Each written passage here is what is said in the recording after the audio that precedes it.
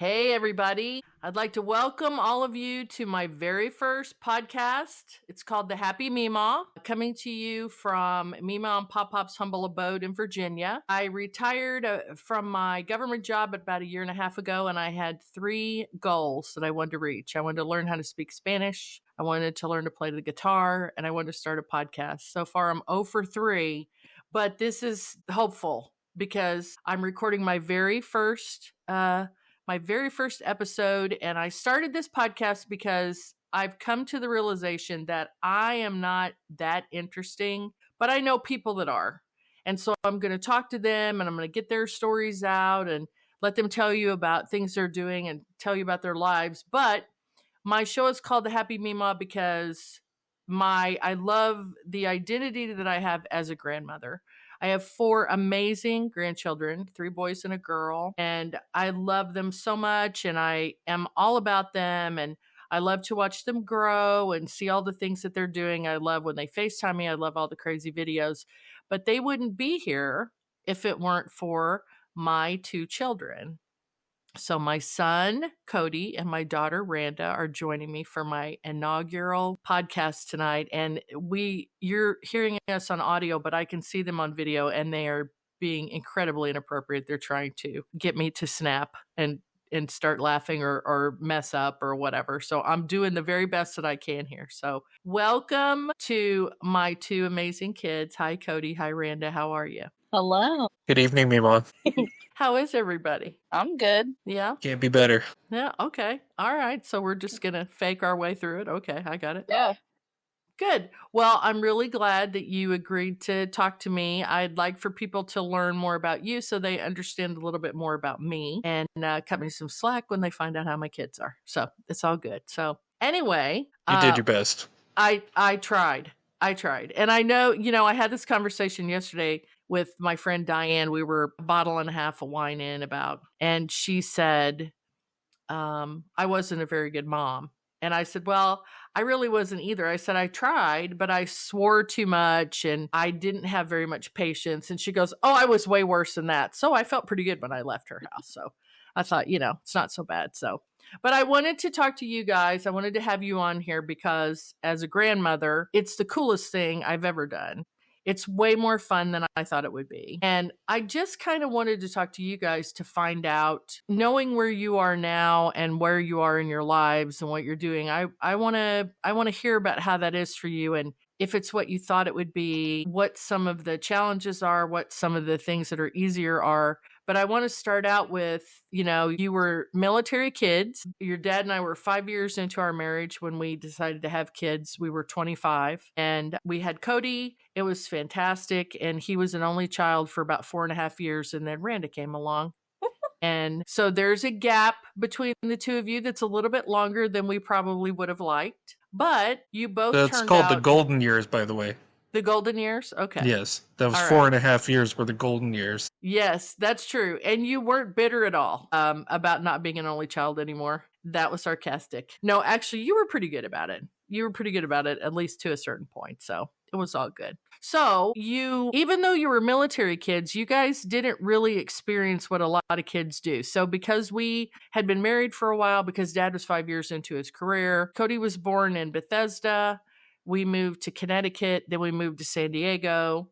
Randa was born in San Diego.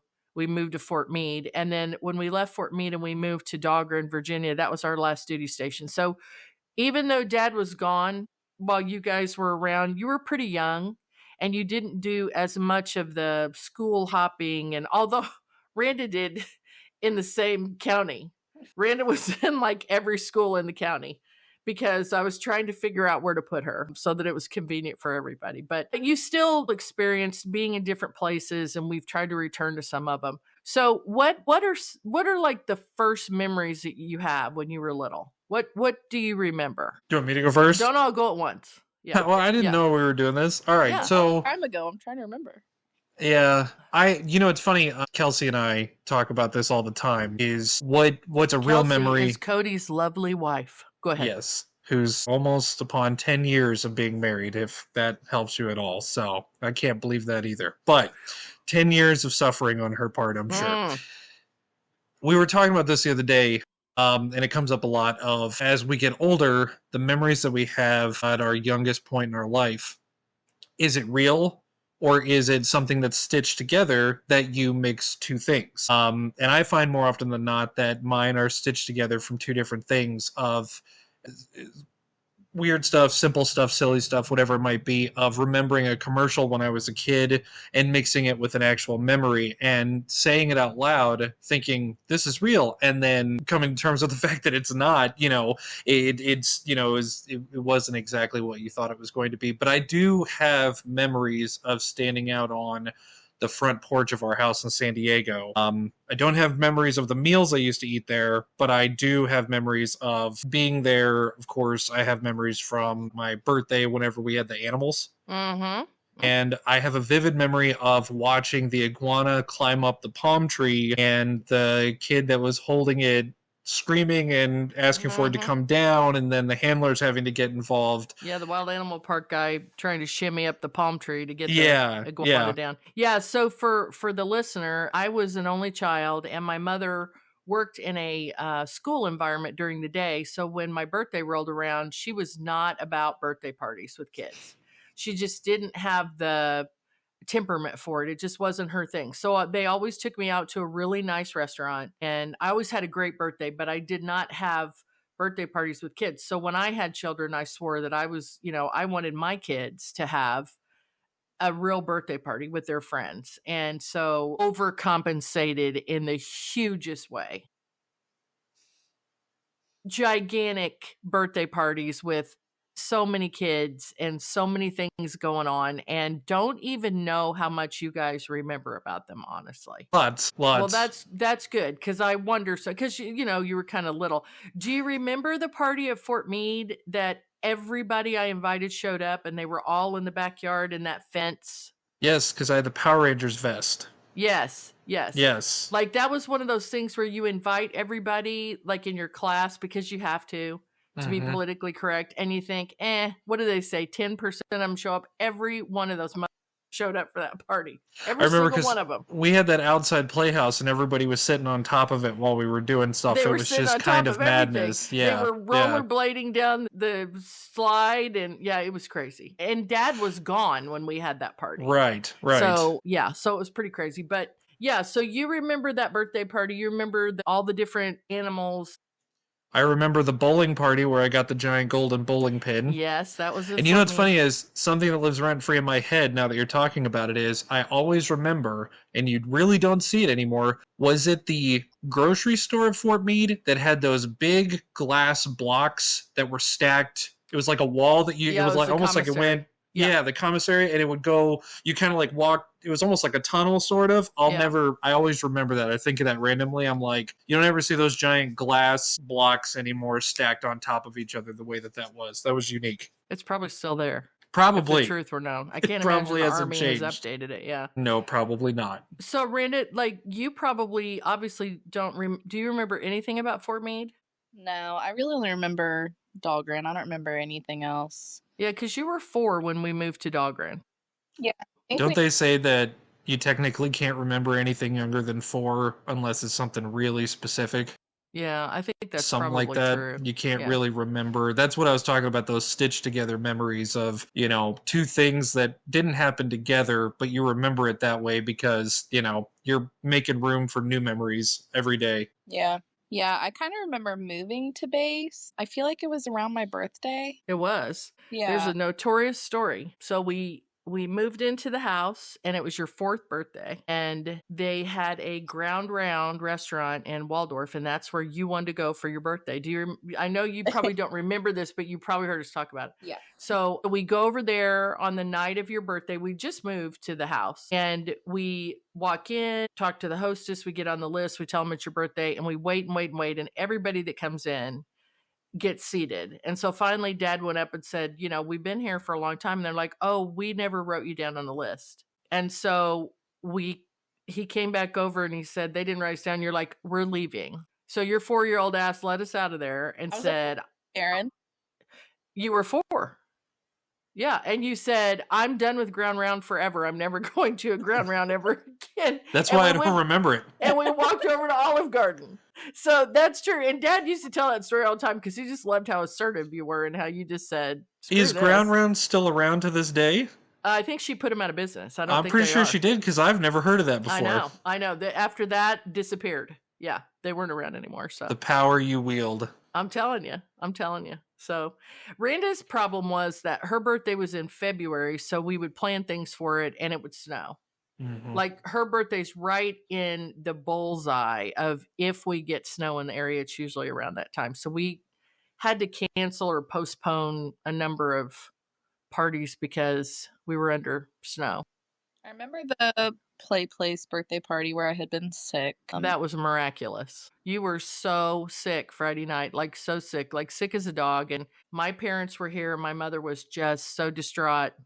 And you woke up on Saturday morning and you said, "We're doing this." You were 5. That was your 5th birthday. And I got you dressed and did your hair and you looked absolutely radiant and you went over and you were just a fucking princess. You did it. You were fine all day. You know who wasn't fine? One of your friends. Yeah. I'm not going to say her name, who puked in the tubes at Well- McDonald's. Yeah, so that was not. So it wasn't just you that was sick, but yeah, the pictures. So one of our neighbors took pictures of you that day. She had a really good camera, and those pictures are magnificent. And you would never have known that you were so freaking sick the night before. So I think we did an indoor pool party on base. I remember that. yeah, we did that, and then we If I was did. still in school there. Yeah, later we did a slumber party with an indoor pool in Fredericksburg, Yes. Well, that was and older. yeah, that was quite a bit older. So yeah. So well, that's interesting. And you know, you're, even though, like I said, even though you guys were military kids, because Dad did 2 tours at Dahlgren and then retired, we had always agreed that we wouldn't move if we had a child that was going into high school, because we just felt that was too hard to do. It's too difficult of an age to make that kind of change. And so we talked about it. I always thought we would end up where you are, Coda. I thought we would end up like in the Virginia Beach area because we really loved living down there. We would have ended up in San Diego, but we couldn't afford it. You know, but I always thought we'd end up down in Tidewater, but you know, Dad had got a good job here and we really liked it here. I mean, this is a decent place to raise kids. You're a couple hours from the mountains and 3 hours from the beach, and there's all this history around here, and it's a pretty, you know, it's a pretty place. And yeah, so it worked out that even though you had to leave Fort Meade and go to school at Dahlgren, you were able to stay at that DoD school at Dahlgren until 8th grade, which was really nice. And Yeah. poor Randa, she was at the DoD school, and then we bought the house, and so then she was at King George Elementary, and then I moved her to Potomac. No, I think you were at Potomac because of the before and after school program, and then I moved you to King George Elementary because they had something going on there that I wanted you to be a part of, and then we figured out it wasn't that great, so we moved you back to Potomac. So I don't know. You rolled with it. If it affected you, it makes you move in slow motion. That's the only effect I can see. So good. Well, I'm glad to know, you know, and I hope those are happy memories. And I think the really cool thing was when we moved to Dahlgren from Fort Meade, at the time, this was pre 9/11, Fort Meade was open. Other than NSA, the base was open. So I was doing home daycare there, and I would take my daycare kids out for a walk. We'd walk Cody to school, and we'd go for a walk and go to the park. And there were teenagers walking all over the base all day because the base was open and they were kind of casing what everybody had, and everybody's bikes got stolen, and you couldn't keep a lot of things out in your yard and whatever. And that has since changed since 9/11. The base is now secure, and you have to have an ID to get in and stuff like that. But it was different when we lived there. So, and it was, you know, it was an Army base, and we lived in a little bitty house, and they moved us across the road because they were renovating the houses, even though they didn't really, you know, change it much. And we had never lived in housing until Fort Meade. And then we went to Dahlgren. And so you probably don't remember, but we went on a weekend. Dad had already transferred down there, and we were still in our house at Fort Meade. And he went down to take a look and said, or wanted us to go down and take a look. So we drove onto this base, and it's out in the middle of nowhere on the Potomac River. But we pull into the housing area, and there's these huge, majestic trees and these small bungalow houses that have big yards, and we can see the park behind the school. It was pretty. There was a McDonald's at the time, there was the theater, all of those. There was the pool. The pool at the time, do you remember the pool? The pool was just an outdoor pool, and in the winter they put a bubble over it. Mm-hmm. And if Yep. you helped come over and, for lack of a better term, erect the bubble, they would give you a pass for the year to use the pool. So, and it was a very homey place. Mhm. You know, everybody knew everybody. Everybody kind of looked out for each other's kids. The gates were secure, so you had to have ID to get on. So you could ride around and go to your friends' houses and play. And you did. You both ran the streets and I think had a pretty good time. And it was a neat place to, at the time, to be, you know? Spent all his time at the pavilion by the park trading Pokemon cards. That's true. Yeah, that's true. After getting completely boned over at Fort Meade with your Pogs. Do you remember Pogs. I that? do. He played Pogs with some older kids, and when they won, they took his Pogs, and he was like, "Wait a minute, this is not how this works." So I pulled you out of that real quick because you liked your Pogs and you wanted to keep them. So, but hopefully those were happy memories for you guys, being there and being in that situation and in that environment and being able to be with your friends. And then when we knew we were going to stay, we went on ahead and bought a house and, you know, moved off base, and that was close. Cody was just starting 8th grade. So he had one more year of school on base. So Dad drove him in every day. We'd take you over to the chow hall for lunch, and we had the notorious mayonnaise packet incident. I'll make our mistakes. Where Dad was in his khakis and Cody accidentally squirted him with mayonnaise. And I think his life flashed before his eyes, but Dad handled it great. He was fine. It was okay. So He didn't roll his neck. I don't think so. I don't think he rolled his neck. I don't know. He couldn't do it in public. That's true. He was under scrutiny. So Dad was not abusive in any way. We're just joking. We're being sarcastic. I don't want anybody, you know, the statute is up, so don't be calling on Wasn't that, abusive because he rolled his neck and got the tension out. Exactly. But all he had to do was roll his neck, and y'all knew that it was time to pull it back. Yeah. Shut the fuck up. Yeah, that's right. Yeah. So while you were growing up, and Cody first because he was older, but eventually both of you during the summer when school was out, we would drive you to or meet family halfway, and you would spend most of the summer in Illinois with your grandparents. We were very fortunate. We were both raised by really fantastic parents. This is another reason I say I'm not all that interesting. I had this utopic life. I had wonderful mom and dad, and I had everything I needed. I didn't have everything I wanted, but nobody does.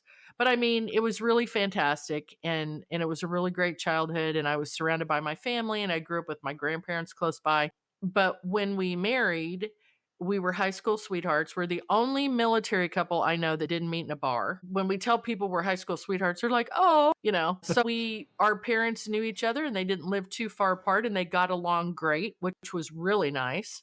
And so you guys would go home for the summer. So tell me a little bit about that. You're hanging with your grandparents. What was that like for you guys?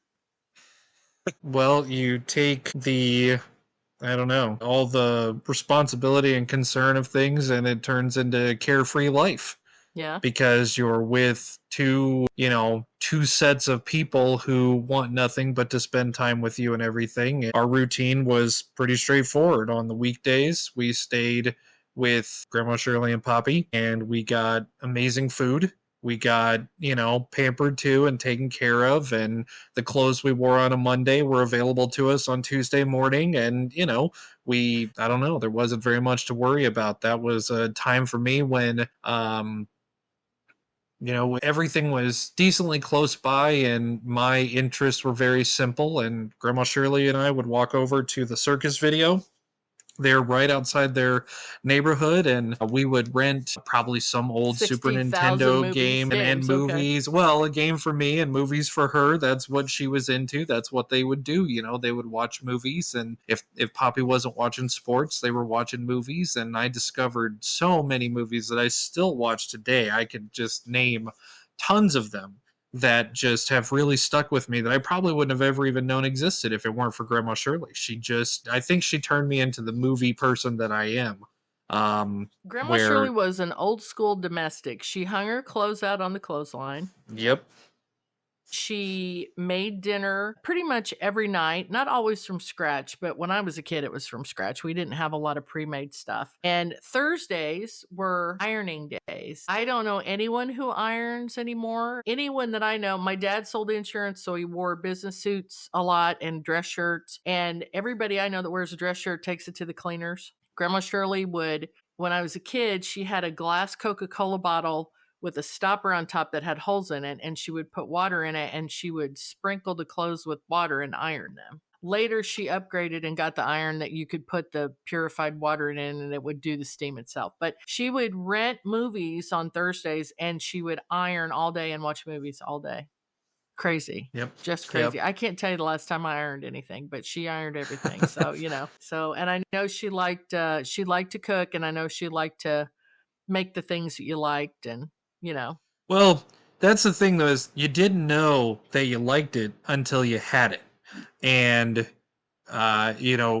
you think about the things that are commonly made today, and this was a woman who would take a hot dog, she would cut it down the middle, she'd put a pan down on the stove, put a little bit of butter in it, put the hot dog face down onto it, pull out the bun, and then put the bun down on the stove with a little bit of butter on it, on the pan. 'cause And everything's better then, with right, exactly. I mean, this is a person who used to make Texas sheet cake, and if I was out there, she would make a whole entire Texas sheet cake. She'd cut 3/4 of it, put it into one dish to be put away, probably some type of giant country crock container that she'd been holding on to for years. Didn't have butter in it. Didn't have butter in it. I mean, seriously, I think that refrigerator had at least 40 different containers of Butter and Cool brand Whip. name products that didn't have was anything no butter and Cool related Whip to to be it in had. there. Yeah, exactly. There was no Cool Whip in that fridge. It was other stuff. But she would take 3/4 of it and put it into a country crock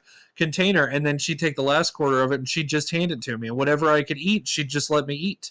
And normally, most of the time, I'd be sitting there at their little bar and I'd be eating that, and it would be late in the evening, and we'd be watching Whose Line Is It Anyway, and we'd just be having laughs. That's what it was. That's, it was meatloaf. If we had meatloaf, we would have meatloaf on a Wednesday night, and then Thursday's lunch was meatloaf that was cut We're just having a into moment. Yeah. it was meatloaf cut into sandwich-sized pieces, and then she'd get a pan and put it on the stove, a little bit of butter, and put the meatloaf in the pan with the butter, I and sense put a the bread on there, theme. and make a sandwich. And that's so where good. I was great. I was probably horrible for you, but it was great. It was the true definition of comfort food in a way that you don't see very often anymore, mostly because I don't think they make food the same way that they did whenever she was Yeah. still with us and everything. It was just a different, it's a generational thing, and coming from me, that's 2 generations, you know we what I still mean? make it that way here in King George County, Hoss, just so you know. Oh, well, I get it. I'm just saying, That's right. We are the OG. And We're not changing nothing up. no, I get it. Have But two- it just, Go ahead, Brandon. we did have 2 wonderful sets of grandparents there, and we're talking about Grandma and Poppy, and I want to share some things about them. And it's funny because they really were like very different types of grandparents. So like my memories of Grandma and Poppy are just very different than my memories with Grandma Sue and Grandpa Donnie, because they were a lot younger, or it's that way. But Well, and Grandma Sue Grandma Sue and Grandpa Donnie are Dad's parents, and Grandma Sue was still working. Grandma Right. Shirley had worked a number of years. She still worked part time for an eye doctor scheduling appointments, but for the most part, she didn't work. But Grandma Sue was still working full time. So you were there during the week at their house simply because Grandpa and Grandma Hayes were working. So yeah. And a lot of my memories of them is around food. She just could whip up anything and did. yeah. Cody thinks about sitting at the bar eating Texas sheet cake at night, watching Whose Line, and I think about it being late at night watching a movie, and she decides to whip up a pan of peanut butter fudge. Yeah. Who does That's that? my girl. But it is amazing. I think about how they would take us to swim practice at that outdoor pool, and we'd come home and I would take a nap on that front couch by the windows by the driveway, and I would wake up to homemade vegetable soup, which is like Exactly. not necessarily something you would think of for summer, but it was so good Yeah. every time. Yep. She knew you liked it. Yeah, I think about the 4th of July family picnic, and all the food that everybody would bring, and just everything's homemade and family recipes and cold soda pop cake, and 6 different men are cranking ice cream makers. And I think also of card nights of Pinochle. Yep. She'd whip up some snacks and stuff for that, and I just think about all the I really understood what was going on with Pinochle, but I understood that she was kicking everybody's ass. Yes. She was very kind. She would take all your money, but she would give you a kiss first, you know. Yeah. My cousins used to come every Saturday night and they'd play poker, pinochle, and they loved to play with mom and dad, but she took their money and she did not have a problem with it at all. Yeah. That was fun. Yeah, that was cool. Yeah, so Grandma Sue and Grandpa Donnie lived kind of out in the country, where Grandma and Grandpa Jenkins lived in town. They lived there in Mount Vernon. They lived more out in a rural area. And both of them were still working full time when you guys were home. So, you know, there were most of the time you were with them on the weekends, maybe sometimes in the evening. And then I think they took off some to take you places and do some things. And they were the doers. Mm-hmm. You know, Grandma and Grandpa Jenkins weren't really about, they weren't amusement park people. You know, Grandma, like when we went to Disney, if you remember, I know you remember, Cody, because do you remember what was happening when we checked into the hotel, to the resort? Uh,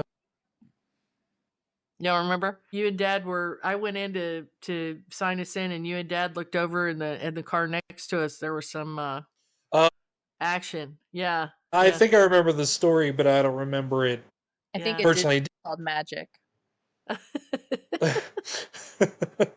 Yeah, but they came down and stayed, but they didn't go with us to the parks. We would get home and Grandma would have dinner ready and our laundry done, and she would have made dessert, and we would like crash from being in the parks all day, and she would just pamper us all evening. So that was kind of their thing. Grandma and Grandpa Hayes were goers. They liked to go and do. They liked, Grandma Sue loved, and she drove that train. I mean, let's be honest, but she loved to sightsee. She loved to go and experience things. Yeah. When I think about traveling with them, I think about Branson and Coca-Cola World and Dolly World, and I don't really remember Six Flags, but I remember that we went there. Yeah. I don't remember Six Flags either. Yeah, I just remember that we went, but I couldn't really tell you anything about the park or anything. But Did they take the three of you to Disney? Did you guys go down, or did you go down to Florida one time? I think we did. Or where did you get sick in the car, Randa, and you held on to it? everywhere. In the middle of nowhere. Everywhere. I got sick in the car.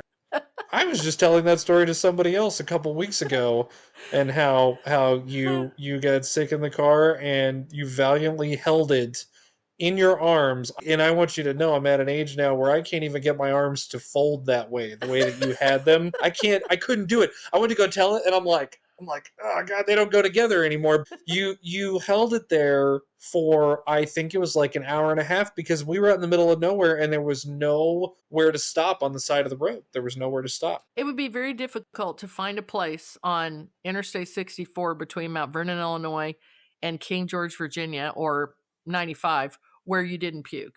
Yeah. You could literally, it's like True. Hey, I have the most distinctive memory of us being at some kind of hotel that had an indoor pool. We were driving somewhere, and Dad had set Randa up. She had plastic tarp over her seat.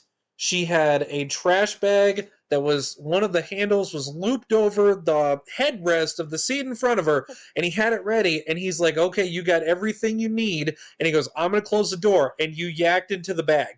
And he goes, it works! Yeah, you guys started getting the scented trash bags, and Yes. yeah. Yes. Which I know was so miserable for you. Bless your heart. It was awful.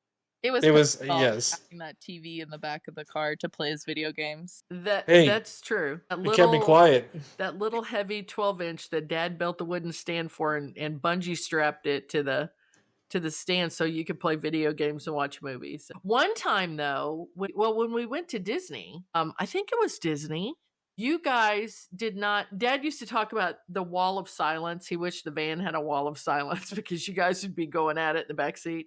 And one time he was like, "Are they alive? Have we checked on them?" Because you played games and watched movies and you were fine. So I don't know how we did that for you, but we did give you Benadryl one time when we were going to the beach, and you literally conked and were out like 8 hours. Why didn't you do That's that? still a thing today. Yeah. So I don't handle that well.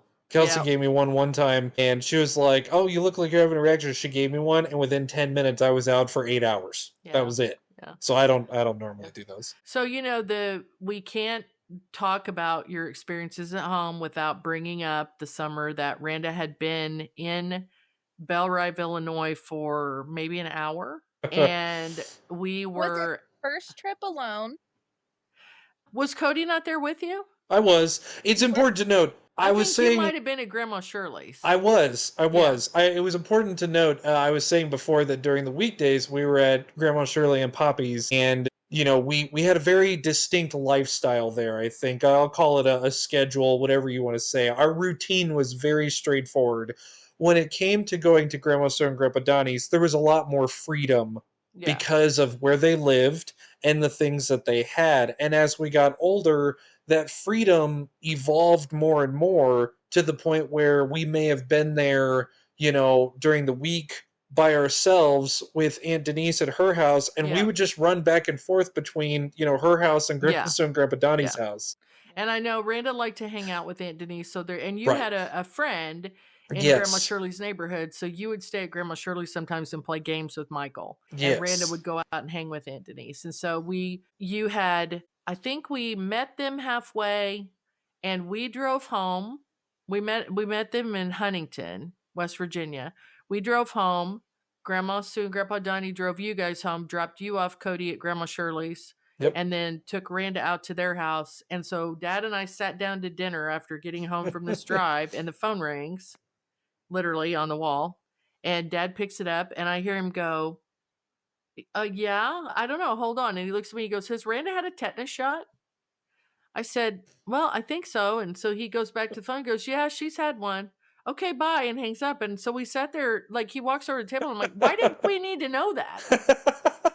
So then immediately the phone rings again, and it's Grandma Shirley who gives us the lowdown. And what had happened was, not long after arriving, Randa was on a four-wheeler, and I don't know what happened. I mean, it got away from her or whatever, but she flipped it. In my defense, there was a new large pile of dirt around the side. I thought it was gravel. No, so there was I don't know. There was a pile of something, and when I came around her house full speed, I wasn't expecting it to be there, and I went up over it into the road. Do you remember it? Yeah, I remember all of it? Yeah, I laid in the road for a while, wondering if I was going to die. And then I, Spoiler alert, she's fine. Except for that weird twitch. Yeah. I crawled back to Aunt Denise's house because it was closer. And when she opened the door, she thought my eye was gone. And she almost passed out. So then Could you imagine opening the door and seeing someone very important and special to you, and their faces, no offense, mangled? It was like you were attacked by a bear. Mangled. And then what Aunt Denise always told us was that you went into first aid mode, and you went in and got like a cloth to put on her head. Yeah, you helped her. Your eyes hanging out of its socket. Yeah, what I remember was sitting at the house at Grandma Shirley's house, and I was sitting down with Michael playing a game, and Grandma Shirley walks up, and she looks dead serious. She's got the phone in her hand. I think her hand was shaking, and she's like, "Cody, Randa's been in an accident." And I don't remember how old I was. And I looked at her and I said, "I hope she's all right." And I kept playing my game. But I got to get to level 72. That did not go over well. It was explained to me that it was much more serious than that. And I don't remember going to the hospital, though. I don't think you did. No, I don't think you we did. did. day. Grandma and grandpa took me to the hospital. I remember grandpa put me in the front seat and I could see myself in the side mirror of his truck and I could see the bone in my cheek. And I was like, I guess I was kind of in shock and I was just like looking at myself like, this is fucked up. Like I hadn't cried yet. And then we got into the hospital. They took me right back, whatever. Grandma and grandpa made their calls and I was fine Tetanus shot. until I got on the phone with mom. Yeah. Yeah, it fell And then I apart. was like, Yeah, Grandpa was like, she's so brave. She hasn't said a word. And then I got on the phone with her and she just fell apart. Bless her heart. So I remember- Grandma Shirley always feared danger. So I'm sure she was freaking out, you know? Yeah. Yeah. And they took me back to Grandma Shirley and Poppy's house. I don't know if it was after we left the hospital or the next day or whatever. And Grandma Shirley was really upset. Because I mean my face was so bruised and swollen that I couldn't really open my right eye for Yeah. about a week. But I have a picture of you at Mammy's house, I think the next weekend. Everybody was there and you look like you went around with Mike Tyson. yeah, and that same weekend there's a picture of me on the back of Kevin's motorcycle. Correct. Yes. Which I'm sure Grandma Shirley also Grandma loved. Shirley was not happy about. Yeah. She was like, "Are you kidding me? Are you kidding?" Well, you were too much daredevil for her, and you were always a daredevil.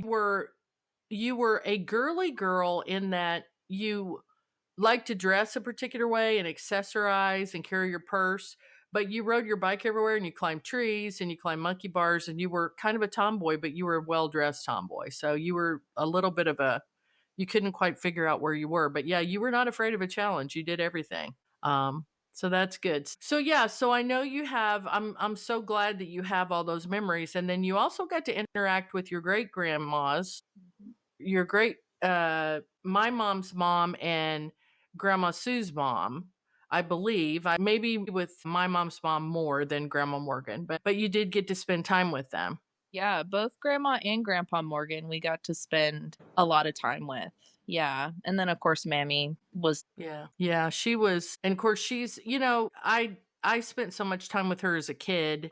I was telling, so I recorded earlier this afternoon with someone else for a different episode, and my memories of staying with my grandma Jenkins, who passed away when I was, well, the year right before you were born. But I used to go to her house on Saturday nights, and she would put these frozen glazed donuts in her toaster oven with butter, Cody, and warm them, and we would eat donuts and listen to the police scanner.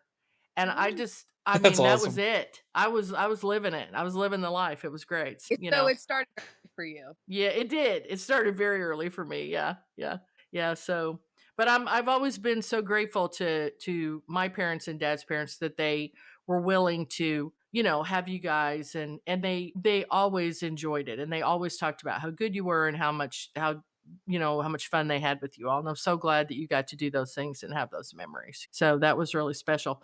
So those things happened for you. And then eventually you got older and you get to a point where you like to be here and you like to be with your friends. And I don't know what you thought about when you were in your teen years about your future. I don't know, like if you always pictured yourselves as parents, or if it was Me too, brother. Me too. I just wanted to get you Not through another high school. day. I wanted to get you through high school. If I could get you through high school, my legal, the things I had to do for you were met. And man, oh man, did you ever prove me wrong. You turned out pretty darn good. I don't know when you were kids if you thought about, well, one of these days when I'm older, I'd like to be a parent or whatever. But you both are parents now. You both have 2 children. Cody's are 13 and 7. Randa's are 3 and 1. Cody has Cody has a boy and a girl. Randa has 2 boys. Dad calls them mayhem and chaos. Those are interchangeable. Yeah, they have a lot of energy. They're energetic children. So now that you're parents, what is harder than you thought it would be, and what is the most enjoyable part, would you say? Well, I always, always, always wanted to be a mom. I loved babysitting. I worked at a preschool.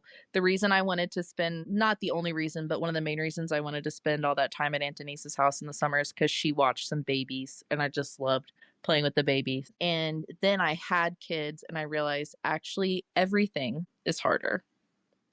Even though I had worked with so many kids and I had worked in preschools with infant rooms and whatever, it is so much incredibly harder than. Well, and let's caveat this with by saying you're a full-time working mom. You work outside the home. So that is another layer of, responsibility and stress and all that kind of stuff. So that makes a difference. And I'll tell you that I think you're killing it. I know it's not easy, and I think you do a fantastic job keeping all the balls bouncing. I think you're doing a great job, but it's not easy. I'm sure I probably say it more than I think I do. I never felt that it was a burden to take care of you guys while dad was gone, because dad was gone a lot when you were little. He was home more after we moved to Dogger, but he was gone a lot. He was gone when Randa was born. I had Randa with a friend of mine at the hospital with me because he was underway. And I didn't have a lot of confidence in what I was doing because I really was flying by the seat of my pants. I liked kids too, and I babysat some, but I really didn't know anything about them. I didn't know. He left. Cody was a month old. Dad came home long enough for me to have a baby, and he hung out for a month, and then he had to go overseas. And I didn't know what the hell I was doing. I literally thought, if I can keep you alive until he comes back, I'll be accomplishing something, because I didn't know what I was doing. I really didn't. But it got a little easier as time went on, and I know that, you do what you have to do you have your own homes and you do things the way you want to do them. Where are you at with this code? How do you feel about it? Well, obviously, I was in the same boat. I was definitely shepherded into the world of taking care of kids at a young age and everything, and all good experiences. Did a lot of babysitting, a lot Bought of your first computer babysitting. with babysitting money? Yeah, yeah. Yeah. Well, when you're babysitting for the officers and they come home Mm-hmm. and they're hammered, they're willing to shell out a bunch of money. And I will say those were great times. The kids that I got to babysit, I think there was a point where I babysat for one family and they had me stay the whole entire weekend over a 3-day weekend so that they could go on essentially a mini vacation. Yeah. And Yeah. I took care of their kids for 3 days straight. And of course, everything went fine. It's funny though, having kids and looking back on that situation and going, I have no idea if I could trust or if I would feel okay with having my kids do something like that. I don't think I could do it. Yeah. Because it just feels different than it used to. I think the biggest thing for me is that, you go into being a parent and I think everybody tells themselves, I'd do anything for my kids. And to a degree, everybody has their own version of that's going to happen different ways, different times. It's not a one-time thing. But of course, our oldest, Tanner, is very much what I would call a normal kid. He's discovering the world just as I would expect him to. He's got his good days, his bad days. He's very family oriented. And then we have Finley, and Finley's our 7-year-old who I worry about turning 18 and what her life is going to be like whenever Well, she's. she kind of is 18.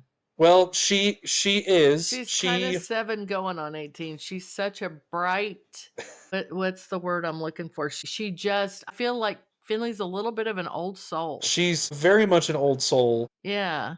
She looks at the world in a way that I never did as a kid, and I don't know if that's because of the situation she has going on in life. Obviously, you guys know, but for the sake of the podcast, at 2 years old, we found out that Finley was highly, highly allergic to eggs, which when you hear that, I remember to this day, one of Randa's friends had a birthday party and you and I were talking, Mom, and you told me, you're like, oh my gosh, one of the girls that's here, she's allergic to eggs. And I said, man, I wouldn't wish that for the world on anybody. That sounds awful. And it is. It's very rough. To begin with, we've spent the last 5 years really figuring out how to deal with that, and we have had a lot more bad days than good days. When Finley was born, we ended up moving just a couple months after she was born, and she grew up in a house that had been barely lived in previously by a family. It was a foreclosure.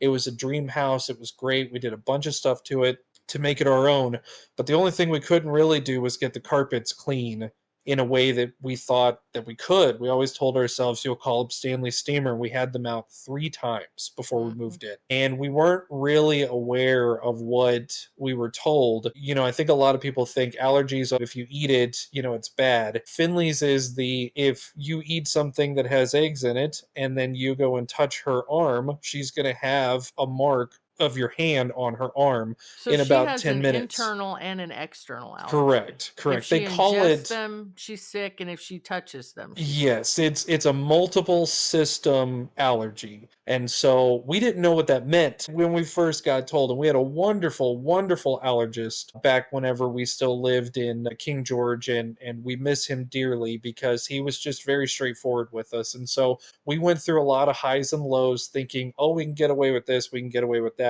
But I have pictures, and Kelsey has pictures, and it's hard to look at them, of Finley whenever she was between 2 and 4, and her whole entire body would be broken out all the time. She was broken out 24/7, and it was uncomfortable. She would scratch it. And so I remember we were about excuse me, 4 months into quarantine, and we had tried, maybe not, maybe it was a little bit further along than that. It was at the point where restaurants had opened back up, at least partially, and we had decided to go and try and get sushi from somewhere, and we brought it in. We kept it separate from her. We ate it, we washed our hands, and she had a breakout that night. And we sat there after we got her to go to sleep because she'd been crying, and we looked at each other and we said, we can't do it this way anymore.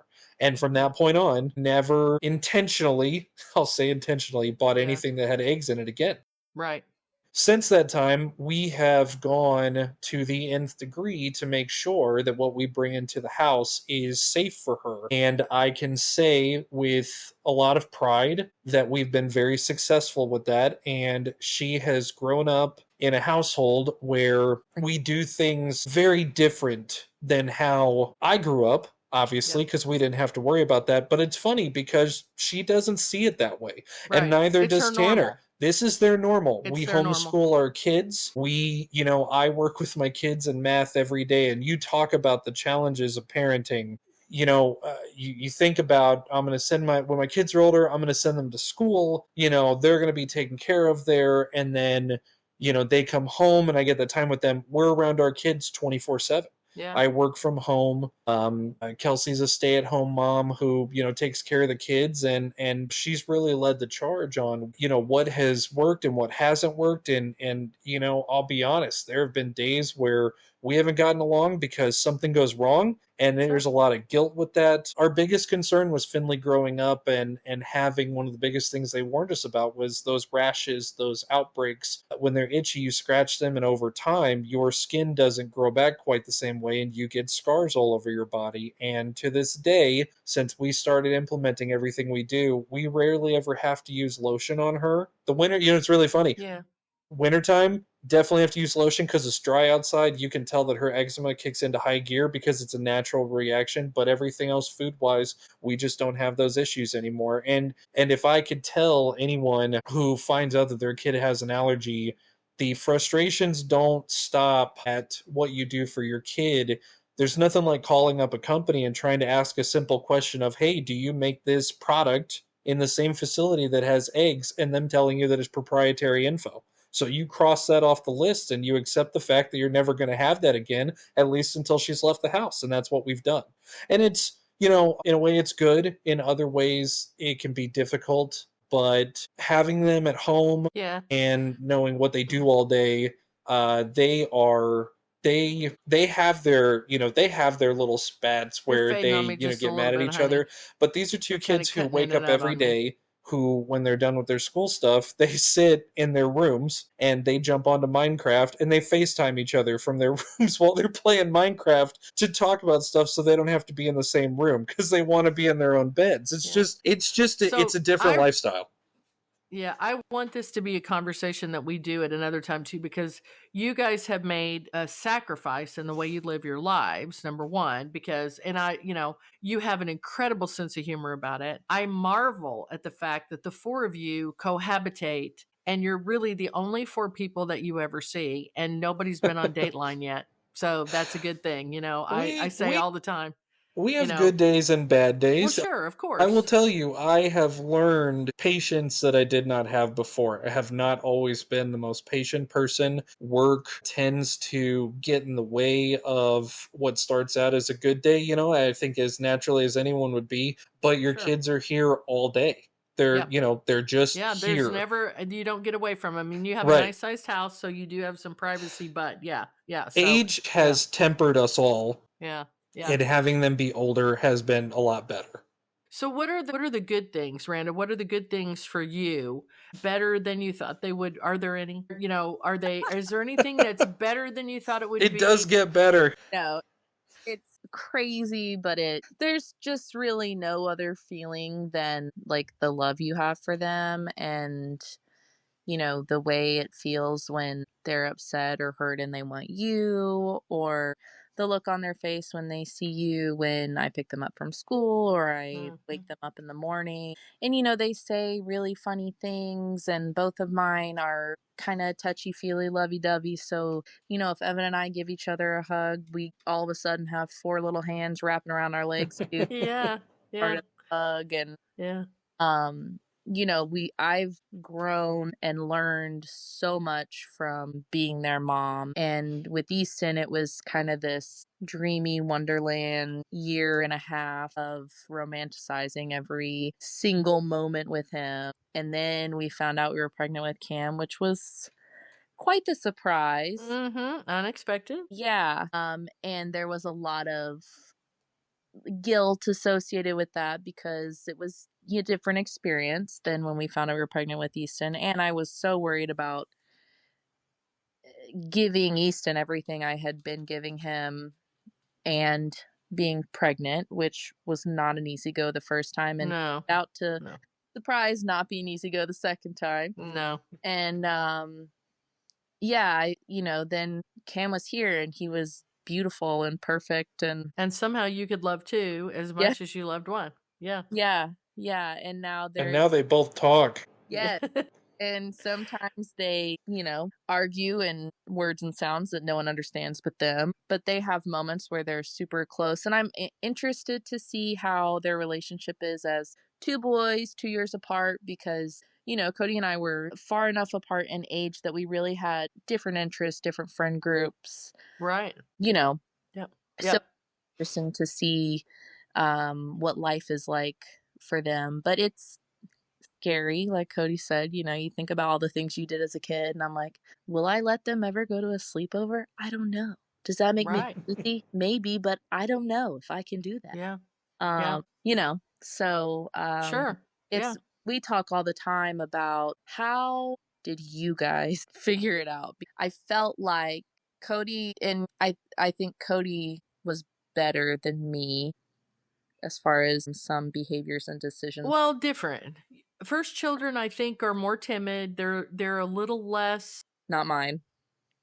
Well, I know yours is. Yeah, but I think sometimes they're sort of paving the way, so they're a little less likely to take a risk or whatever. And then the second child is just batshit crazy. I'm going to do everything the first one did, faster, better, longer. The Yeah, the whole. like, Cody, don't you feel like we grew up fearing disappointing you guys, but still being comfortable telling you things? Yeah, I never felt like you guys were deceptive. I mean, I did have a little bit of a Pollyanna view of things. I really thought both of you were pure as the driven snow and you never did anything bad. And then every once in a while, you'll mention something now, and I'll just for a minute, I'm like, I just sort of freeze and I'm like, what? But, no, you never gave us a minute's worry about anything. Oh, so that's good. So, Code, you were talking about how they're both talking now. So Monday night, Randa had to work late, and Evan was working, and so Dad picked them up from her at work, and they decided to grab dinner real quick. And I was supposed to have an appointment that I canceled, so I joined them for just a little bit. And Easton had to go to the bathroom. Easton's learning how to potty. He's doing really good. So I take him into the bathroom. He goes potty. We wash his hands. And when we turn around to throw our paper towel away, there is an old maxi pad tampon machine. And it's out of service. It's open. The door's clanging. He's all worried about it. He can see there's a lock on it. He wants to know who has the key. Why did they lock it up? And on the front of it are icons for what they're selling. And he points to the tampon and he goes, "Oh, look, Meemaw, batteries." So that was his interpretation of that machine, you know. And every time we come to visit you, Finley always says something that catches me because she has and her speech is fantastic, don't get me wrong, she's 7 years old, but she's so far ahead, and the way her brain moves, and I love to listen to her tell a story. The comments that she makes, you guys have such a great sense of humor with each other. We were there visiting one time and she wanted to sit next to me at the table, and you wanted her to move over on the other side to the bench seat with Tanner. And she didn't want to move. She wanted to sit by me. And you said, "No, you need to move over there." So she kind of whined about it. So Tanner mocked her as she was walking around. So she gets over there and he's like, "No, I want to sit by Meemaw." And she immediately, Tanner had broken his arm on his bike, or wrist on his bike prior to that. So she grabs her arm and she goes, "My arm, who am I?" And she was 6 at the time. And I was just like, these people are so entertaining. I could hang around with them Finley all the time. They're so is, funny. for lack of a better term, savage. Everything Yes, that she is savage. The way that I could best describe it is that child sits there and she's got a 9mm locked and loaded in her head with a full mag of what can I do to get back at someone who's going to come after me, and she's got a mental list of things. She's not going to forget.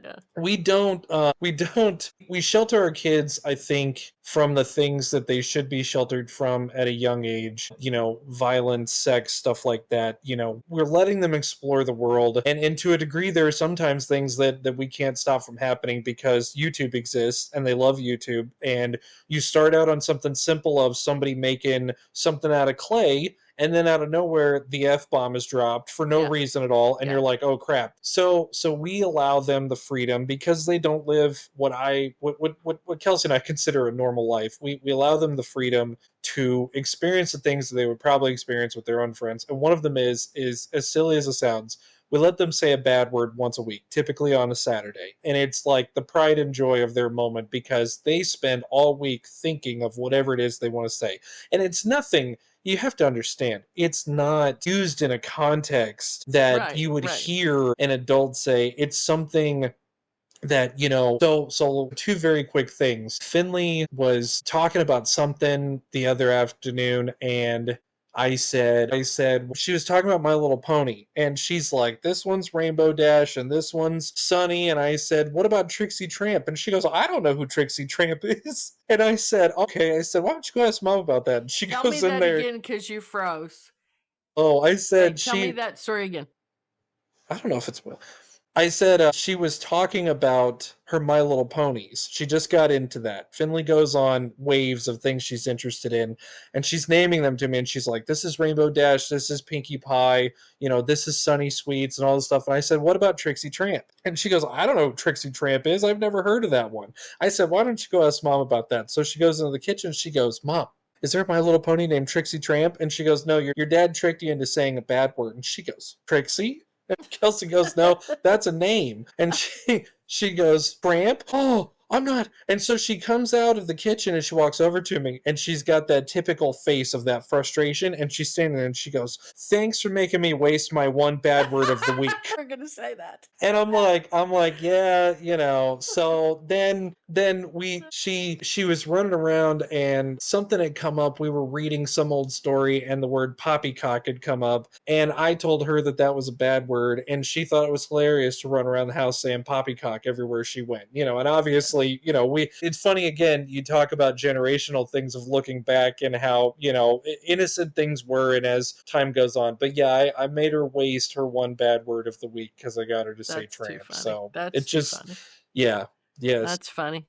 Easton is just kind of discovering those words, and we don't react and try to just move on, because if we do, he'll really pick up on it. So a couple months ago, we were driving home one night and we went through an intersection, and there was a police chase coming the other way through the intersection. And the car that was running, Evan has gone back and seen the footage, and it barely missed us.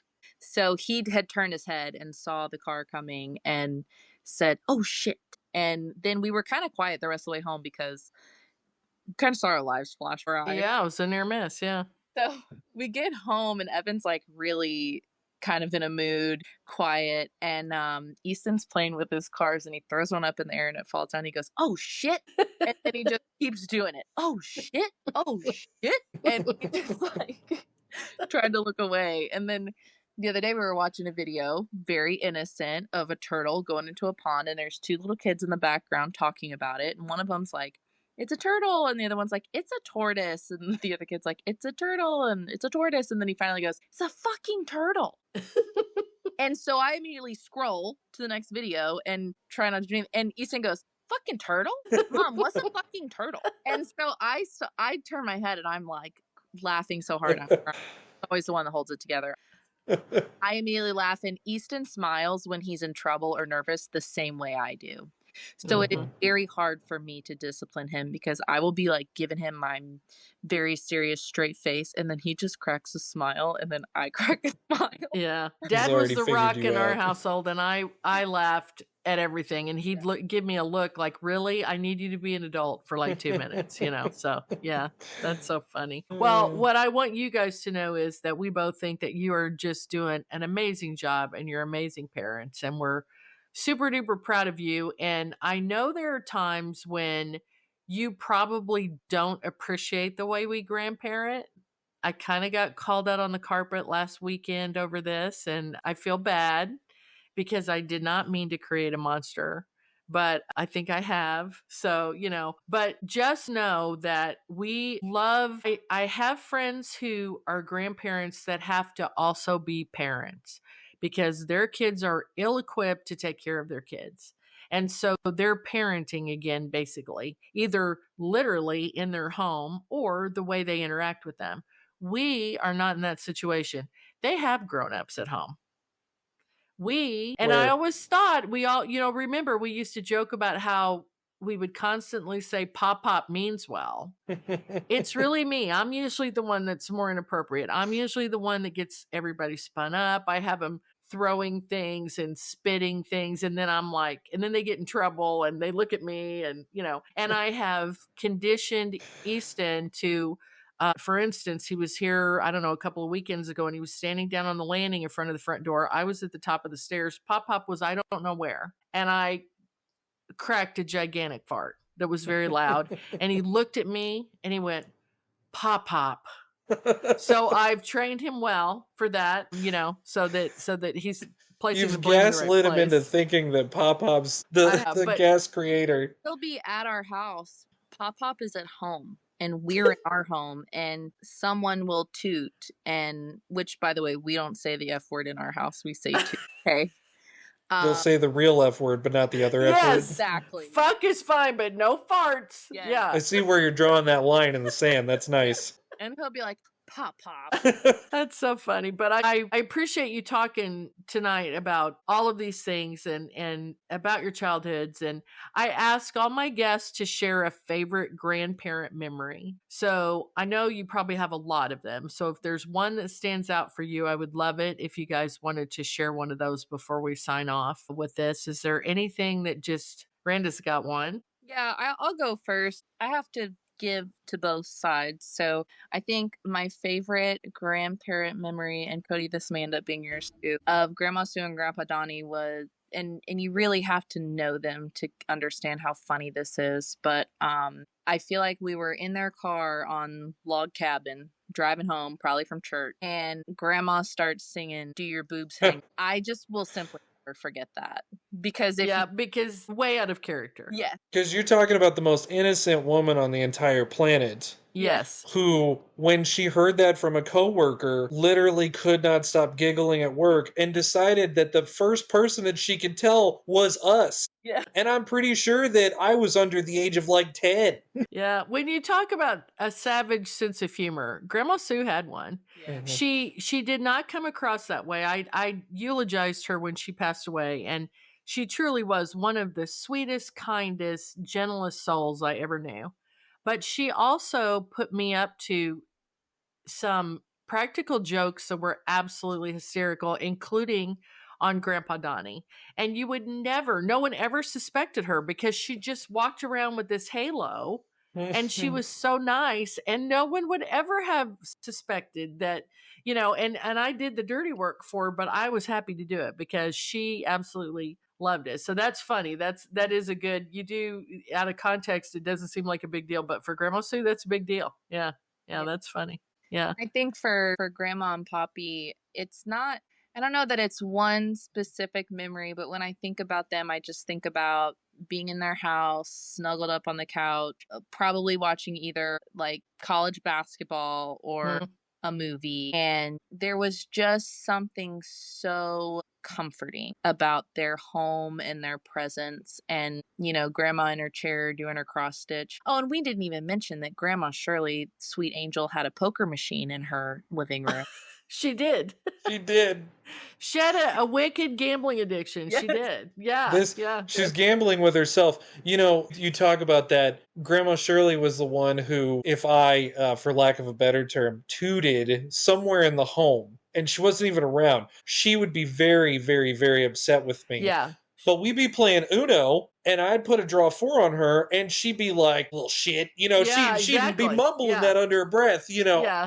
I can't believe that, that it just, Yeah. it's The hypocrisy was there for sure. Yeah. Yeah. She had a real problem with bodily functions, and she did not like the F word. She did not like the Queen Mother. But if she got upset playing poker or didn't win a hand, she'd say, "Well, I'll be dipped in shit and rolled in peanuts and called a baby Ruth." Yep. And I'm Yep. like, "No, wait a minute. You're getting on me, and you look at Again, what you got, that but yeah, line in the sand is yeah, real it clearly was defined for yeah, each person. it's funny. Yeah.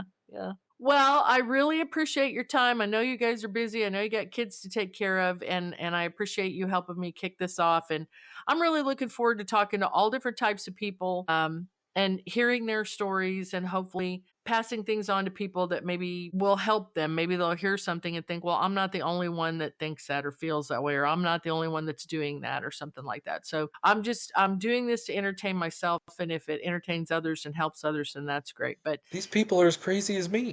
exactly. Yes, I'm not the only one. Yeah, that's a good thing. So thank you guys for being here. You know how much we love you. You guys are fantastic, and we're very lucky to have you all as our kids. And I want to thank everybody for joining us, and I hope you'll listen again. I know you have a lot of choices, but thanks for choosing us. If you enjoyed it, pass it on to people. Let them know. Tell them to find the Happy Meemaw, all the places that they listen to podcasts.